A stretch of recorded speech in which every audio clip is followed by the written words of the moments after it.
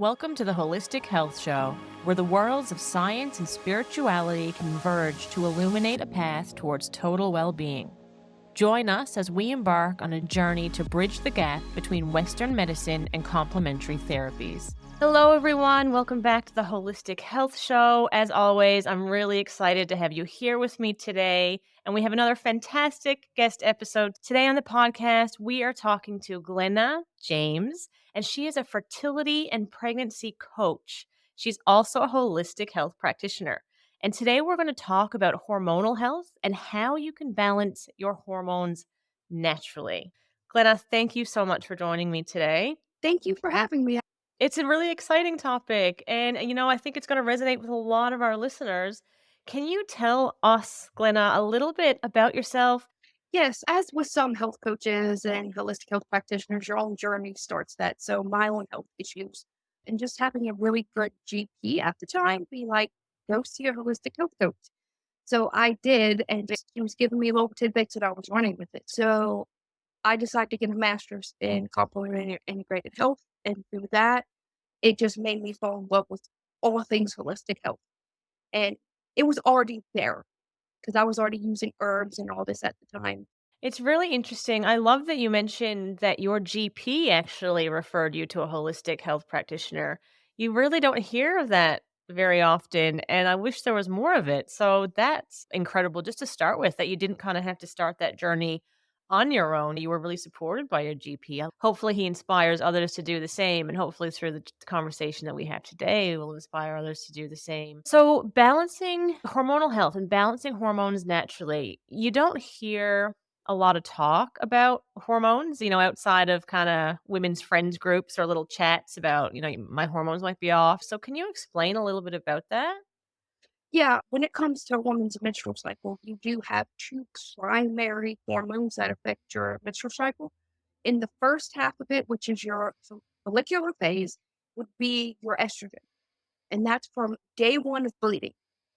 A lot of women think your period is the end of a cycle. No, it's the beginning of a cycle. It's the estrogen, your estrogen dominance during your follicular phase. Then you have ovulation, and the hormone that does that is your LH. And that goes up about 24 hours before you're going to ovulate.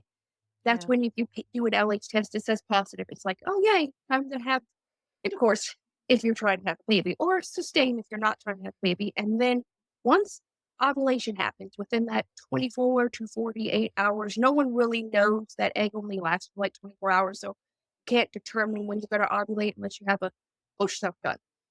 But once you ovulate, then within a day or so, your progesterone will start taking over. That's the next half of your hormones, which is for your luteal phase. A lot of women's luteal phases, some of them are very short. You're supposed to have more than 10 days. About 11 to 16 is normal. If you have anything shorter than that, you don't have enough progesterone to continue a pregnancy. So early miscarriage can happen because of that. So those are the two Okay. primary hormones. Okay, and so I guess then that kind of, if you're not getting those 10 days, is that why anyone who's taking IVF or going through IVF would then be given a progesterone supplement? Yes. Mhm. Okay. A lot of them, if you have issues with your luteal phase or progesterone, they will then give you a, like you said, a progesterone shot or a pill to extend those progesterone phases. Enough to support a healthy pregnancy, a viable pregnancy. I mentioned, you have supplements if you're taking IVF, which is all well and good, but you're saying we can do this naturally. Yes, you can. There's a lot of herbs that are supportive. And what I mean by that is they are not estrogen or progesterone dependent, but they support the body's natural functions of estrogen and progesterone. There's many different tinctures and herbs that I think a couple companies I love personally make their own tinctures and they break it into phases. So it's like, take this for your estrogen, take this for your progesterone. Because even estrogen dominance is an issue when you have too much estrogen. Even too much estrogen can affect your, what they like to say when you get it tested, how many eggs I have. There is a test you can test for that tests that hormone. But if you have too much estrogen, that can affect it. Same as well if you have too little estrogen affects that. And women who test their hormone will know what their baseline is. Everybody's Right. baseline is different, but they have an average. And you should be within that average. So it's almost like you kind of have to be just right. Too much, too little, it's not going to support what you need to conceive or carry out a viable pregnancy. Even birth control will be harder to do if you're using the fertility awareness method for birth control. That's going to be off because you won't be able to predict it. There's a difference between fertility awareness and the rhythm method. Rhythm method does not work. That's just a calendar based app doing that. Can you explain those? The rhythm method and the fertility based method? Can you explain what each of those are? Yes, the rhythm method looks at a calendar. So the same thing your doctor's doing, saying all women are 28-day cycles. So you ovulate on day 14. That's Okay. what the rhythm method is. The fertility awareness method is a personalized approach to your fertility signs. So when your basal body temperature goes up and down, when your cervical fluid changes, when your cervical position changes, you look at that. If you're just doing basal body temperature, you cannot know when you ovulate because ovulation cannot be predicted by basal body temperature. The only way to know you ovulated is by a progesterone spike on your chart. So it's an after effect. But if you check your cervical fluid with basal body temperature, cervical fluid will tell you when you're fertile. It will change from dry to gummy type of consistency. Think of like glue. And then it will become like a lotiony thing and then become like wet. Like eggshell wet. And that's when you're close to ovulation. And then it will dry up again before you get a period. And right around your period, you should have some cervical fluid or water, some type of water, because that's going to indicate you're about to have your period and start your period. It means that you have to really be in tune with your own body. You have to be noticing all these changes. You have to be noticing not only how you feel, but the secretions and things. You have to be paying attention to that. And then how are you noticing your progesterone spike? Is that only by a blood test or are there urine sticks for that as well? How do we go about that? Some companies offer urine tests as Mhm. a help to identify your fertile window. Trying to prevent a pregnancy, there's nothing wrong with taking an LHS because then you could be like, okay, I know I'm not in my 6 week window here, but this one says I'm positive. Oh my God, I had sex yesterday.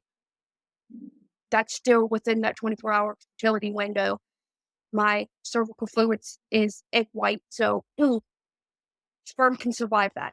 And in fertile quality cervical mucus, sperm can live for 5 days. If it's not, they're gonna die. With the herbs that you mentioned, we're taking these to balance hormones naturally. We're looking out for our cervical fluid and this and that. You're doing all this because you're trying to conceive, but also because you're not trying to conceive. Hmm. Yes, this is a natural form of birth control. That's why testing your hormones is important. Women who are interested in this, they would see someone like yourself, a holistic health coach in fertility and pregnancy and menstruation. And so you help guide them, you teach them essentially what it is they need to look out for, you provide them with the tools. Yes, and they can also, if they're coming to me for pregnancy, then I guide them through that. We talk about the hormones. You might have a hormone issue based on what you're telling me about your menstrual cycle, or you're coming off the birth control pill to get Yeah. pregnant, or being like, I don't want the birth control pill anymore. I want to do something else. Hormone testing is always important because it takes a while to regulate your cycle and have a natural cycle. And then if they get pregnant, then they go into my pregnancy program, where it's a more holistic approach on pregnancy and helping them through understanding birth. Excellent. I want to just touch back to the herbs that you mentioned. You're doing a blood test to check the hormone levels in the beginning, is that correct? Mhm. And then you're based on that woman and her hormone levels, you're recommending herbs. Tea or tinctures or supplements, because a lot of women Okay. coming off the birth control pill have a lot of nutrition deficiencies. So we Okay. also are going to look at that within balancing the hormones as well. Are there other things that you have them do? Other than supplements, herbs are really the big thing, but also we're looking at diet. We're looking at your stress levels, but basic hormone testing I will do to look at their estrogen, their progesterone, their thyroid. And testosterone is another thing women need to look at because a lot of women with high testosterone can have PCOS or other related issues if your testosterone's too high. I wanted to ask what estrogen dependent is. Estrogen dominance. A lot of times, people who are estrogen dominant, it's the plastic because they're getting too many phytoestrogen that mimic estrogen, like BPA does, like a lot of the hormones within our beef, a lot of steroids that women take. It's basically phytoestrogens. And what it is doing is it's going into the body, or xenoestrogens as they call it. It's going into the body and it's mimicking women's estrogen levels. So, aside from a test, how can a woman identify that maybe I'm estrogen dominant? Yeah, some of them, hormonal issues, PMS, PMDD sometimes, even like acne. I don't have any estrogen issues, but I know my skin, that happens when I have my period because the estrogen goes up. So Mm. I know my level for that. With PCOS, it can be hair, it can be other issues, but mostly it's how you feel during your first half. A lot of PMS is estrogen dependent and can have its issues, but also irregularities in your cycle. Like instead of a normal cycle can be 21 days to 35 days, but if you're irregular, like you're going 21 days one month, 31 the other, and it's not within that healthy ratio. And then I guess that's where the irregularity comes in. So, by balancing this, women would expect to have more regular periods. And could they expect the flow to be more consistent throughout each cycle? Or can they expect the symptoms to then not be so, because sometimes you'll hear women say, oh, my period this month was just, I was a mess. I was angry. I hated the world. I was in pain. And then the next one, they don't notice. It's a surprise. Yeah, you do. And just a little note, your period is not supposed to be painful. And what I mean by painful is just minor discomforts, really bad pain. It's like, okay, then let's look at endometriosis. It's like let's look at that side of it. And that's even sometimes not diagnosed. And if you have really, really, really bad painful periods, it's called menorrhea. There's an actual term for it. And sometimes menorrhea has no cause. If it's pain Mm. and it's not normal flow and you're actual clotting more than the size of a quarter and you're bleeding through a tampon, like I can tell you right now, I was bleeding through a pad in an hour. It was considered hemorrhaging, but never knew it was hemorrhaging. I was like, this is normal. No, it's not. When my hormones got regulated and starting to do holistic stuff, I don't bleed like that anymore. And it's like, how is that? Because of the hormone, because of the eating. I always like to use my own examples because it is important. I think life experience instead of just having a certification on the wall is very important. It's just remarkable, isn't it? I know quite a few women who have been trying to fall pregnant and have been for years and couldn't and quit their job. And then miraculously, the stress was gone. And so they fell pregnant naturally.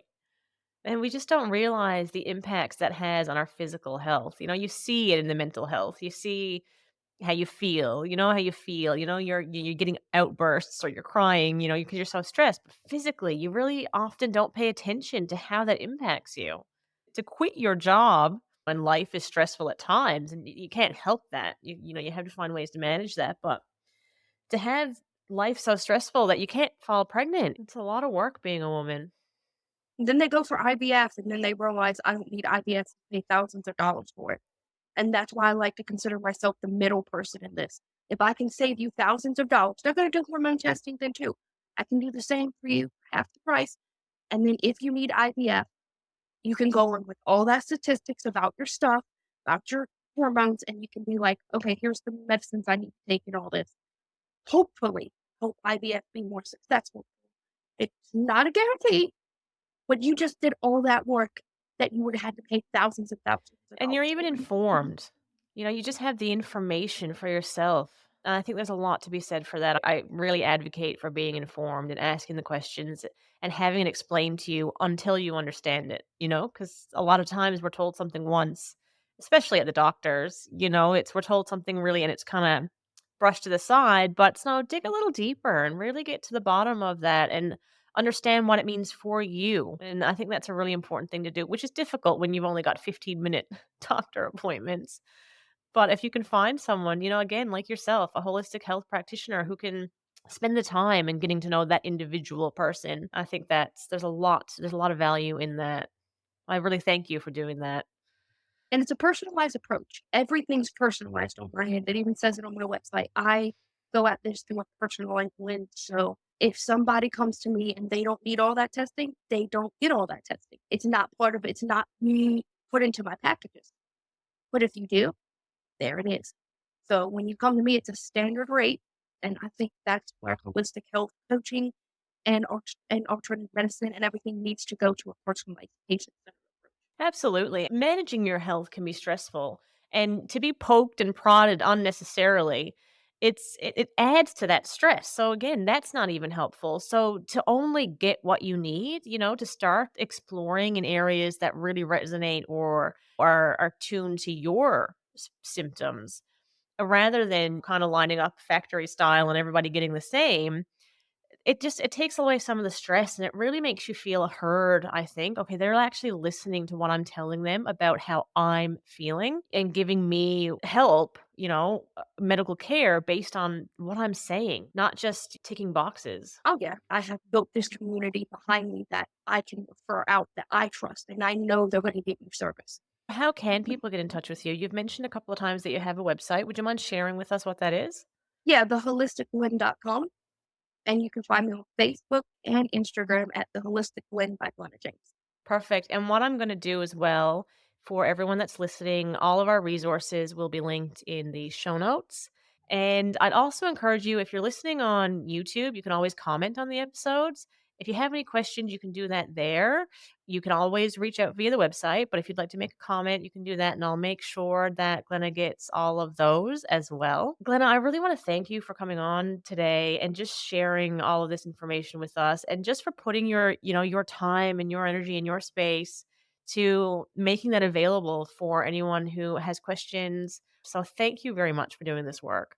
Again, everyone who's listening, find all the resources from the show today in the show notes. If you found this episode valuable, please leave us a review. If you're on YouTube, again, I'd love for you to leave a comment. I read all the feedback that you give me. And I hope you can also share this with a friend. Maybe they're struggling with fertility or pregnancy and they just want to reach out to Glenna. So feel free to share this episode with them.